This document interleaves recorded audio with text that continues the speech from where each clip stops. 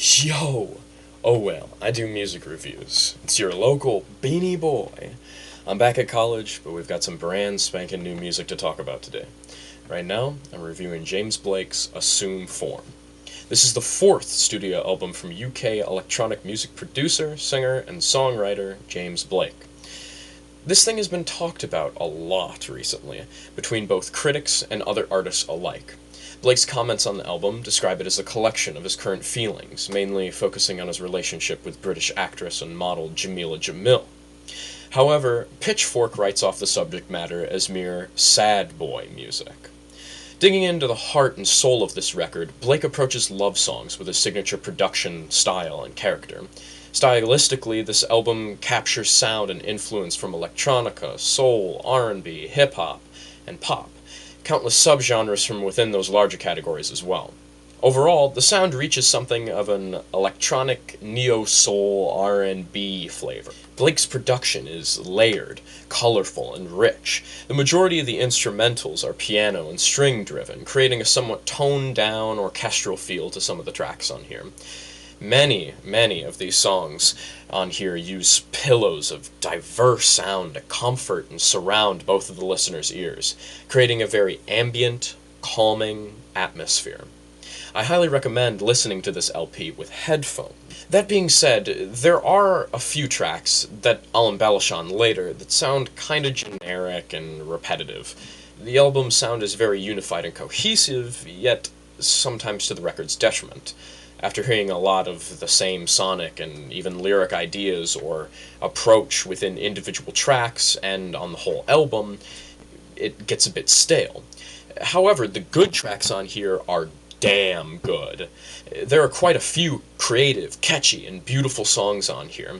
I really enjoyed how certain tracks sampled themselves, allowing the full track to build on itself, compounding into an even bigger pillow for my ears.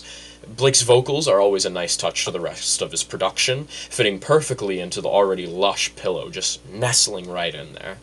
His character is melancholic, yet warm and inviting, yearning, almost longing for the listener to delve deeper and deeper into his ocean of sound. Speaking of oceans, much of this album felt like being drowned in water to me, just very peaceful, watered down, this, atmospheric type style of production. Song's subject matter doesn't vary too much from the love focus, and a few tracks don't even approach that in an interesting way. However, just like the sound, the writing, when it's good, it's amazing. There is some really good romantic poetry on here. So, let's break down these tracks. Opening the album is the title track, Assume Form. I really hope that the title is a reference to critic Mark Fisher's comment on James Blake stating that his stylistic development is like a ghost, gradually assuming material form. However, vague context aside, this song discusses a lover slowly becoming material for their partner. In a sense, leaving one's mind and becoming reachable, opening up to someone else. I would say the sound on this is decent, but the same piano passage mixed with the strings does tend to get slow, and a little old on this track. Lyrically, I enjoyed the assuming form analogy as discussed before, and I think the poetry on here is more developed and interesting than on a couple other tracks down the line. Very romantic, but overall an average track due to the sound. 3 out of 5 on this. Next is Mile High, a track featuring Metro Boomin and Travis Scott. This one has a lot of people talking, but I didn't particularly enjoy it. I found the instrumental frankly boring, didn't have much to offer, and nothing really hooked me or grabbed me. Lyrically, it's not the best either. It's about joining the Mile High Club. Woohoo, sex on airplanes. Yeah, I would say a 1 out of 5 on this track. Next track, also featuring Metro Boomin, Tell Them. Also featuring Moses Sumney. I enjoyed this track more than the previous Metro Boomin track on this album, but more so for Sumney's vocals and not Metro Boomin's production. Although this beat was a lot more creative and interesting than Mile High. Lyrically, it was a bit better as well, although the overall subject matter is just as simplistic, discussing how someone overstayed a one-night stand and it developed into something they didn't expect. There are, good lyric passages, vocal passages that explain this, and in somewhat interesting ways. 3 out of 5 on this track. Into the Red is the next track, and it has an orchestral-esque feel that I talked about before, yet the same piano passage is used all over this thing. Near the end of the song, James Blake does layer some of his vocals, giving a very pleasant air to listen to, yet the overall sound is still pretty repetitive on this track and empty. Lyrics discuss selfless relationship, yet the things the girl did for the guy are based on monetary means, or that's what the lyrics would lead you to believe. I'm sure this track has more relevancy to James Blake and his personal relationships, yet this track didn't do too much for me. 2 out of 5 on this. My favorite track on the album, Barefoot in the Park, is next. Spanish singer Rosalía adds beautiful vocals and Spanish lyrics on her feature here. Her vocals are also sampled to create this ambient synth in the background of this track. The same sample adds some extra flair during other parts of the song, and it's absolutely gorgeous.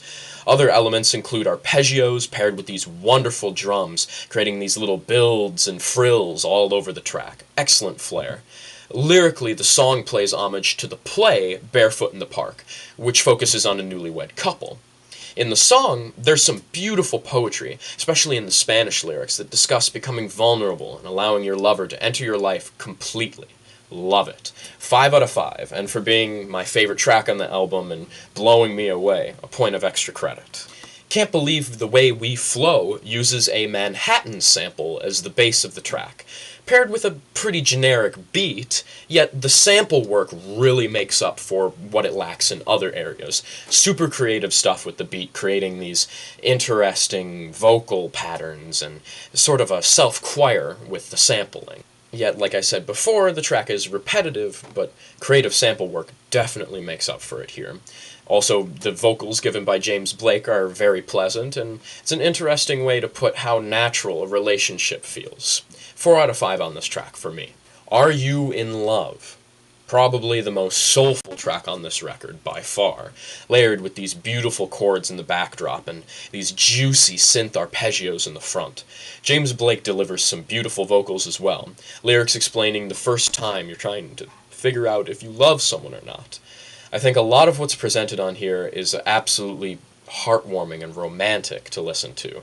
5 out of 5. Where's the Catch features Andre 3000 from Outkast. This thing slaps! Over an ominous and dark electronic beat, we get these grimy guitars and atmospheric synths. We get again excellent vocals from Blake and an outstanding verse from Andre. He discusses his mental health and depression, while Blake compounds on this theme with things that are too good to be true, or something that isn't as it always appears to be. You know, on the idiom, what's the catch? With beautifully crafted lyrics, this one gets a 5 out of 5. I'll Come Too is a beautiful, ambient, atmospheric track with some good percussion work as well. Pretty James Blakey. He paints lyrics about wanting to do anything and go everywhere for your lover. Although this song captures a lot of the same instrumental feel that he's been going for, it's not nearly as repetitive. There aren't, the same piano passages or boring strings in the background. Strings here sound more of a support and a bass in the track, giving the vocals the primary focus, which he blows away on this track, providing some beautiful falsetto and just wonderful, wonderful vocals. 5 out of 5. Power On talks about learning how to learn from your lover, and having someone to confide in, moving forward in the relationship. James Blake describes how he was wrong on so many things in the relationship here, yet he loves the girl, so he powers on. Mixing piano with a well-done bass synth, and together with drums, it creates a nice sense of movement to the piece, which blends well with the theming of powering on, moving on. A very well-constructed track here. 4 out of 5. Don't Miss It, a single from this record, talks about anxiety and having cyclical thoughts that get in the way of enjoying life. Although I absolutely love the writing on this song, the instrumental falls a bit short. Sounds are very minimal here, and nothing grabs me sonically on this track. Although the writing is pulling this up to give it an average review of 3 out of 5.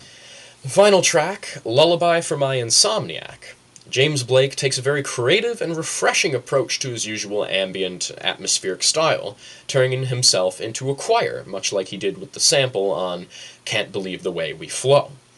There is simple subject matter here, yet with great romantic lyricism again, and the beautiful chords that he creates with just vocals are so enticing, entrancing, haunting, beautiful. Gives me shivers all the time. 5 out of 5 on this track. So, I guess we can round up this review here. Overall, James Blake paints very beautiful tracks with ambient, atmospheric, and lush production, while providing some very romantic poetry for lyrics. Some problems on this album are the lacking instrumentals on a few tracks, or repetition, similar sounds, and approach on songs. The track scores total up to be 45, plus my 1 point of extra credit, so 46 out of 60. This record has great unity of sound, flow, and theming, making it good as a long play album to listen to, so 10 out of 10 on that score from me. I only gave 2 songs on this record a negative review, so my overall enjoyment of this piece gets a score of 10 out of 12.